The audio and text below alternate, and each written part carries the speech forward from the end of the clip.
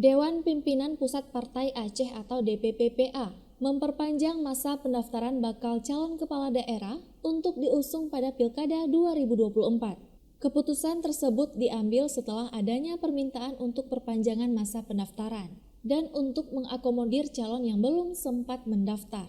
Juru bicara Partai Aceh Nur Zahri mengatakan, perpanjangan pendaftaran bakal calon kepala daerah kembali dibuka setelah ditutup akhir bulan lalu. Perpanjangan pendaftaran kembali dibuka dari tanggal 8 Juni hingga 13 Juni 2024. Nah, ternyata pasca penutupan tersebut banyak beberapa kandidat yang kemudian datang ke Partai Aceh setelah penutupan. Nah, mereka juga mau mendaftar kembali untuk menjadi salah satu calon bupati atau wali kota. Ada yang dari kalangan internal, ada yang kalangan eksternal. Nah, pada waktu itu panitia seleksi tidak bisa mengambil sikap, tidak bisa mengambil keputusan, sehingga dikembalikanlah kepada pimpinan partai.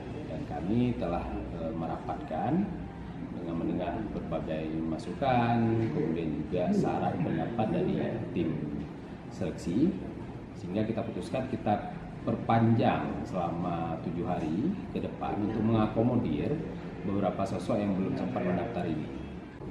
Hingga saat ini, tim seleksi kandidat Baca Kada 2024 dari Partai Aceh yang dikomandoi oleh Nurlis Muko telah menerima sebanyak 43 calon bupati atau wali kota yang telah mendaftar dan 7 kandidat calon wakil gubernur pendamping Muzakir Manaf pada Pilkada 2024 pada masa pendaftaran yang lalu.